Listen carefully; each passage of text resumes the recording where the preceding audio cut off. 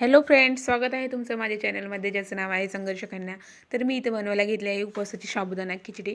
तर मी इथं 4-5 मिरच्या घेतल्या आणि ते कढईमध्ये जरा थोड्याशा अशा भाजून घेतल्या, बघू शकता. आणि लगेच मी इथं खलबत्त्यामध्ये वाटायला घेतला. तर मी साबुदाणा लगेच रात्रीच भिजू घातलेला होता, सकाळी लवकर करायचा होता म्हणून मी ते बटाटे 2 वरची साल वगैरे काढून स्वच्छ असे कापून घेतले आणि त्याच्यामध्ये कढईमध्ये तेल ठेवलं. तेलमध्ये लगेच मी ते बटाटे वगैरे सर्व टाकून घेतले, थोडं मीठ टाकलं आणि 5 मिनिटासाठी झाकून ठेवलं.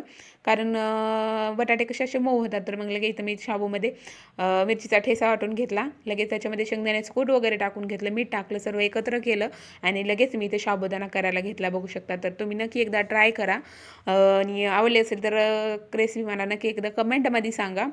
तर मी इथे लगेच शाबू करायला घेतला, बघू शकता. तर कशी वाटली माझी आजची रेसिपी, नक्की आवडली असेल तर लाईक, शेअर, सबस्क्राईब करा. चला तर भेटूया अशाच एका नवीन व्हिडिओमध्ये. तोपर्यंत स्वस्त राहा, मस्त राहा आणि माझी व्हिडिओ बघत राहा.